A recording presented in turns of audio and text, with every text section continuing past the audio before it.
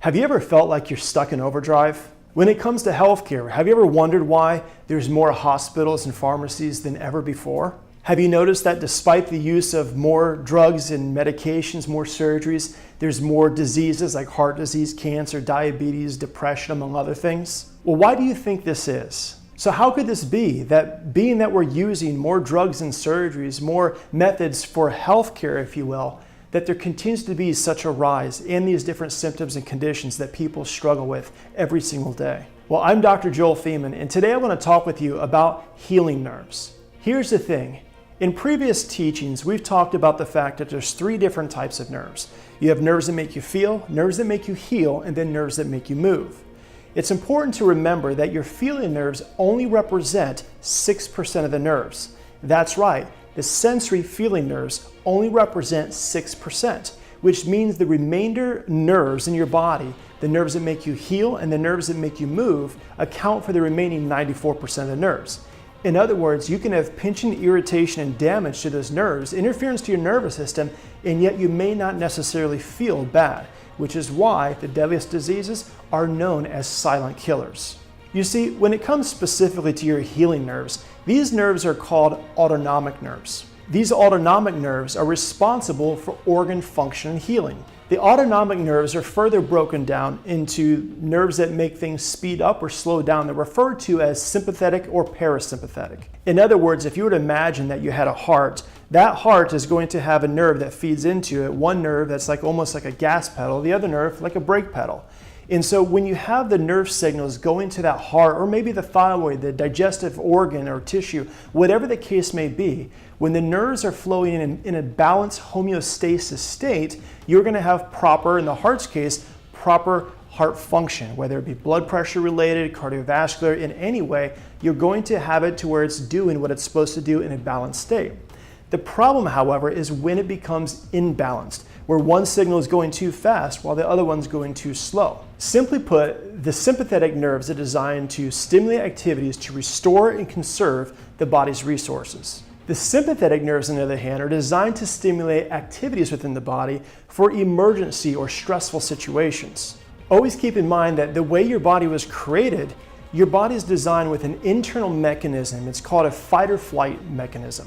This fight or flight mechanism, controlled by the sympathetic nervous system because it's an emergency situation, is designed to immediately adapt for the sake of survival. Take, for example, a situation where perhaps somebody jumps out and scares you.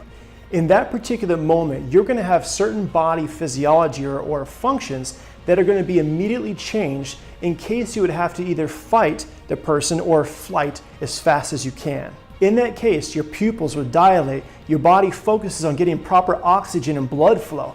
But in the same sense, your parasympathetic system is going to significantly have an opposite effect to where in that moment, although things like your lymphatic system, digestion, immune system, reproductive system, they're all essential for life, in the moment of survival, your body is not really focused on healing a cut because it's focused on trying to avoid getting cut. It's not focused on digestion or nutrients that can help heal the body. Again, it's focused on making sure you're able to survive. And the same holds true when it comes to your reproductive organs, your lymphatic system, and so forth.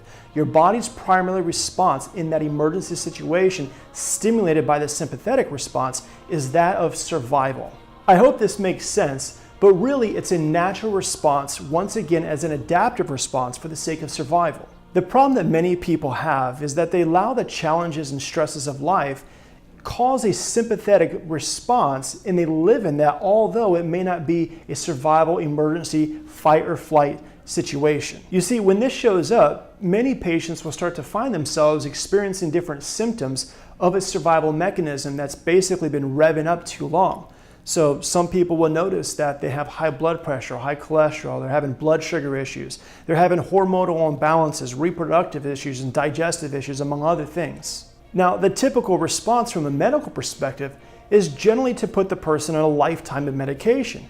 So in the case of high blood pressure, well, it seems logical to just give them blood pressure medication for the rest of their life. And the same holds true whether it be digestive drugs, cholesterol drugs, reproductive issues, or hormone imbalances and thyroid problems, whatever the case may be, without identifying the underlying cause and dealing with those stresses at hand, the answer to most people and to the medical world is, generally speaking, a lifetime, a life sentence of continued medication. Now, although that may be a common approach and somewhat expected in some measure, the question becomes, is that what each patient specifically needs? And it's not my intent to tell you that it's a bad thing, but my intent is to say that if you desire life and health at the highest level possible, then we have to address what's actually happening. Are we healthy or unhealthy? What's causing us to be unhealthy? Is our body reacting to the stresses of life in a manner that's causing the body to have these problems? And what can be done to avoid that situation? It's an altogether different approach because we're identifying or attempting to identify the underlying cause instead of looking at the effect and focusing there instead. So keep in mind that if your body's created to be healthy and you're designed to live a vibrant life full of health and healing and vitality, if that's the potential, why is that potential hindered? And that's the real question. You see, true health is not waiting for a crisis to appear. True health care is about caring for your health to avoid that from happening. I had a patient one time who said, I learned through the school of hard knocks, if it's not broke, don't fix it. But the reality is that mentality is that of wait for the crisis and then do something about it. Whereas a maintenance perspective is altogether different. If I didn't change the oil in my car or rotate the tires and do all the particular necessities of maintenance, the potential of that car is there. You can have a tire that's designed to last 50,000 miles. But if your car's out of alignment and it's wearing abnormally, it could only last maybe 10 and you have to repair that. And the body is really no different.